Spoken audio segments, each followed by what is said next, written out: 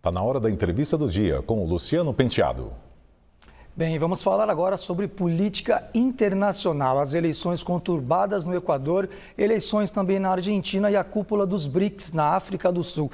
Eu converso com Pedro Brits, professor da Escola de Relações Internacionais da FGV. Professor, muito boa noite, obrigado pela presença. Boa noite. Professor, essa cúpula dos BRICS, que começou hoje em Joanesburgo, é uma cúpula importante, não é a primeira, mas é a primeira do governo Lula III. E o próprio presidente brasileiro já se manifestou em alguns momentos, os líderes já se encontraram, houve bastante discussão. E uma das falas do presidente Lula, eu destacaria para a gente começar esse bate-papo, que foi ele assumindo que o governo brasileiro estaria apoiando a entrada de novos membros nos BRICS, uma coisa que estava um pouco na dúvida, tinha uma certa divisão. O Lula foi lá e pessoalmente disse que ele é a favor, desde que haja compromissos dos próximos membros. Por outro lado, a gente coloca que a China, ela tem demonstrado, nos últimos anos, uma pujança muito maior, economicamente, tem, entre aspas, liderado o bloco. Queria saber a opinião do senhor sobre essa possibilidade da entrada de novos membros e se isso não vai ampliar o que alguns analistas chamam de um clube que seria muito mais liderado pela China do que um bloco mais isonômico mesmo. Com certeza, acho que a gente pode começar justamente por isso, O que cada um desses países ganha ou perde à medida que você tem uma ampliação do bloco. De fato, a China vinha pressionando para que se tivesse uma ampliação, uma entrada de novos membros, e isso justamente porque a China vem buscando, não só nos BRICS, mas de modo geral, ampliar a sua presença global, conseguir construir efetivamente uma rede de alianças e de cooperação nos diversos continentes, e à medida que você tivesse uma ampliação dos BRICS, você teria mais condições de ter contato com outros países e ter capacidade de propor acordos, de conseguir também fazer com que esses países tivessem acesso direto à China. E, claro, isso, por outro lado, faz com que países como a Índia e o Brasil, que eram os mais resistentes, perdessem um pouco da sua condição de barganhar de forma mais exclusiva com a China. Mas a China, efetivamente, é uma estratégia muito organizada, tem mais meios, até por ser a maior economia do bloco, e, claro, que nessa disputa, me parece que a China tem tido mais força. E o presidente Lula, professor, também comentou sobre economia, Ele voltou a defender a negociação de uma moeda aqui no Mercosul e também a possibilidade da utilização da moeda chinesa nas negociações, não só entre os países do bloco, mas, sobretudo, segundo o Lula, para facilitar, ajudar os países mais pobres a saírem da situação mais difícil, como, por exemplo, a Argentina. Qual que é a sua avaliação sobre essas negociações? O senhor acha que isso seria saudável, digamos assim, para as economias desses países, a adoção de uma nova moeda que não o dólar? Acho que o Brasil, desde o retorno de Lula ao governo brasileiro, vem dando indícios de que tem uma preocupação muito significativa com a globalização e com a hegemonia financeira dos Estados Unidos.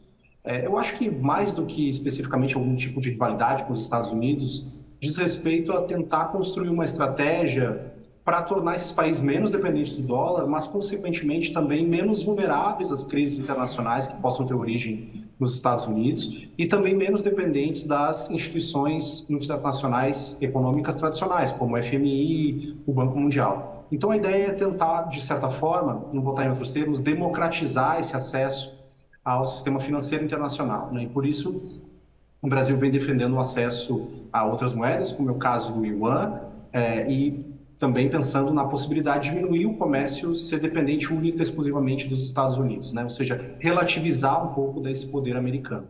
Professor, eu queria agora trazer um pouquinho o assunto aqui para a América do Sul e falar das eleições no Equador, Dois candidatos que foram para o segundo turno, a candidata Luísa González, que é apoiada pelo ex-presidente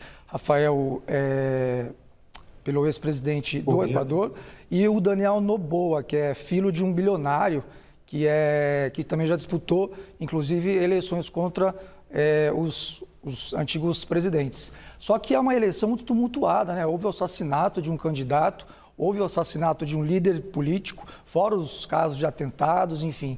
Eu queria que o senhor fizesse uma avaliação sobre o que a gente pode tirar de lição do que está acontecendo no Equador. O segundo turno ainda vai ser em outubro, mas o que a gente pode tirar de lição para a nossa democracia, para a política brasileira?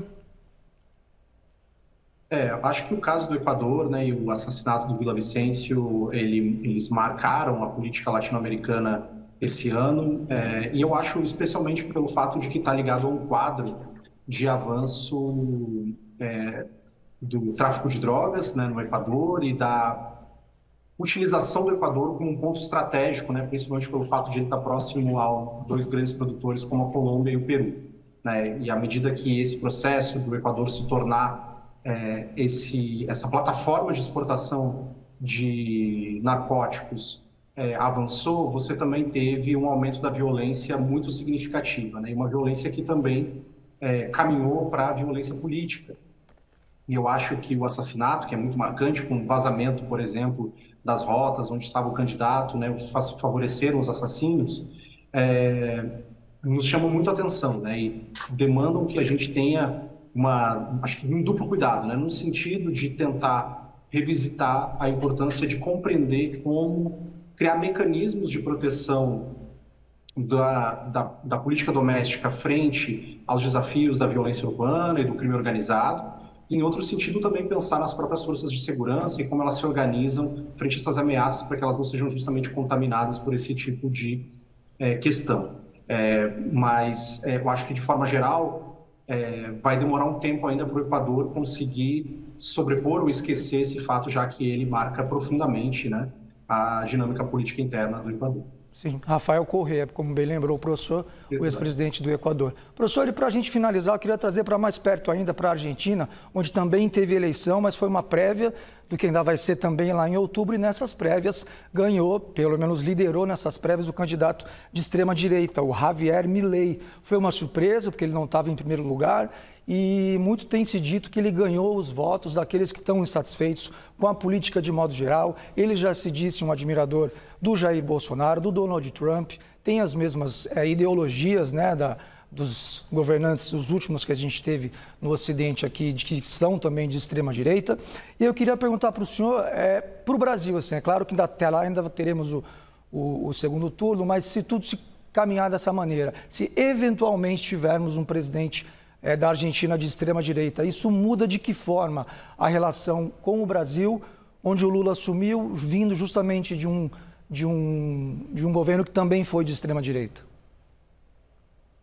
De fato, a ascensão do Milei, ela representa mais um passo no avanço da ultradireita, da extrema-direita na América Latina, né? A gente já viu fenômenos políticos muito similares e que ganham força a partir justamente de conseguir mobilizar essa insatisfação popular de camadas médias da população frente aos governos instituídos, né? Então, a partir disso, se constrói uma narrativa antipolítica, anti-establishment, e que foi mobilizada aqui no caso do Milei de forma muito simbólica, né, nessa surpreendente ascensão, né? Ele já vinha ganhando força, mas acho que o nível dessa força que talvez tenha surpreendido. Sim. E é claro que quando a gente pensa nas relações com o Brasil, elas podem ser impactadas diretamente. Historicamente, independentemente do governo que está no poder, a gente tem uma certa estabilidade dessas relações entre Brasil e Argentina, porque são históricas. Mas o que a gente tem visto é que esses novos partidos têm adotado um discurso de maior ruptura frente a vizinhos, como seria o caso do Brasil com o Lula. Ok, professor, muito obrigado. Conversei com Pedro Brits, professor de Relações Internacionais da FGV. Muito obrigado e até a próxima. Até a próxima. Tchau, tchau. Com vocês, Luciane Laerte.